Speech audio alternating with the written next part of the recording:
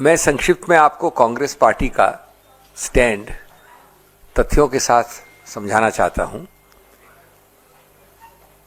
Stand का मूल तत्व यह है कि संस्थाओं के समन्वय, जिसको हम कमिटी ऑफ इंस्टीट्यूशंस कहते हैं, और संविधान की आत्मा और अक्षर दोनों का अगर सही अनुपालन करना है तो ये आवश्यक है कि एक ऐसा पारदर्शी, निष्पक्ष, संतुलित निर्णय लिया जाए जो जनहित का हो, जो गणतंत्र के हित का हो, और जो एक समतल जमीन लेवल प्लेइंग फील्ड, जो हमारे गणतंत्र का आधार है और संविधान की नींव है, उसको सबसे उत्तीर्ण स्थान पे ले जाए। तो ये कांग्रेस का स्टैंड है। और इसके जो बाकी तथ्य हैं वो ये हैं।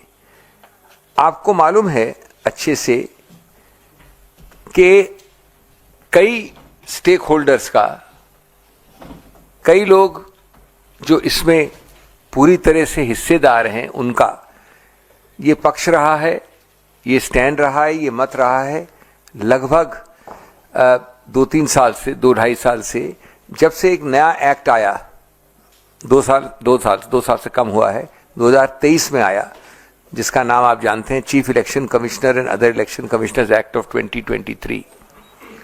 उसमें जो प्रधानमंत्री, गृह मंत्री और लीडर ऑफ ऑपोजिशन की समिति का एक आधार रखा गया है, उसमें बहुत सारी संवैधानिक और कानूनी प्रॉब्लम्स हैं। ऐसी कई प्रॉब्लम्स रखी गई उच्चतम न्यायालय के समक्ष, और उच्चतम न्यायालय ने 2 मार्च 2023 को, यानी आज से लगभग 2 वर्ष पहले, एक जजमेंट है अनूप बरनवाल करके, उसमें पूरे संविधान की जांच की, विश्लेषण किया और कहा कि ये आवश्यक है हमारे गणतंत्र और हमारे गणतंत्र की निष्पक्षता और समतल जमीन के लिए कि जो सीईसी और ईसी चुने जाएं, उनकी समिति में माननीय प्रधानमंत्री हों, माननीय मुख्य न्यायाधीश भारत के हों सीजेआई, और माननीय एलओपी हों। ये निर्णय है 2 मार्च 23 का। मैं आपको तकनीकी या कानूनी चीजों से बोर नहीं करना चाहता, मैं आपको उसका एक अंश पढ़ना चाहता हूं अंग्रेजी में। पैरा 9 में उच्चतम न्यायालय ने कहा है, the executive alone being involved in the appointment ensures that the commission becomes and remains a partisan body and a branch of the executive. एक शब्द बहुत महत्वपूर्ण है। The independence of the commission is intimately interlinked with the process of appointment. ये आप सबके WhatsApp में सब ये भिजवा रहे हैं आपको मटेरियल, सामग्री। उसके बाद पैरा 165 में बड़ा विस्तृत निर्णय है, मैं सिर्फ कुछ ही अंश बता रहा हूं आपको।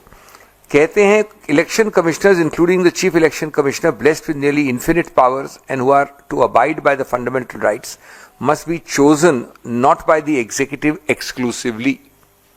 कार्यपालिका द्वारा, सिर्फ कार्यपालिका द्वारा नहीं, बड़ा स्पष्ट है, and particularly without any objective yardstick.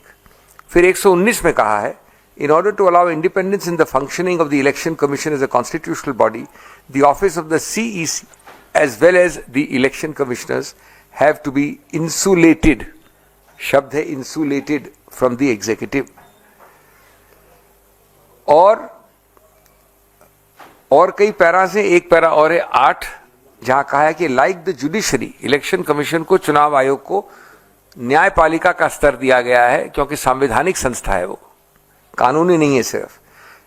Like the judiciary, the election commission must display fearless independence in the absence of norms regarding the appointment. A central norm, namely institutional integrity, is adversely affected. An independent appointment mechanism would guarantee eschewing of even the prospect of bias. अब ये निर्णय आया था, जैसा मैंने बोला आपको, 2 मार्च को 2023 को। इसकी आत्मा क्या है, इसका उद्देश्य क्या है, इसका मंतव्य क्या है, इसकी सोच क्या है कि अभी आपके पास कोई कानून नहीं है, इसलिए हम ये न्यायाधीशों द्वारा बनाया गया कानून लागू कर रहे हैं। इन उद्देश्यों से, जो मैंने उद्देश्य पढ़े आपको, ये 4 उद्देश्य, स्वतंत्रता, निष्पक्षता, कार्यपालिका से दूर, इत्यादि इत्यादि। और इसलिए हम सोचते हैं कि माननीय मुख्य न्यायाधीश को होना चाहिए।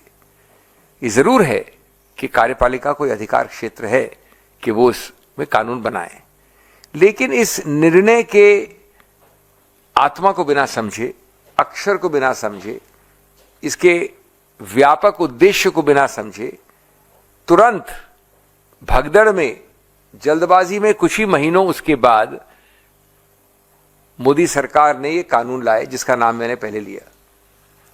इस कानून में ठीक विपरीत किया जो उस निर्णय में लिखा था। पूर्णतः कार्यपालिका द्वारा चयन का इसमें प्रावधान है।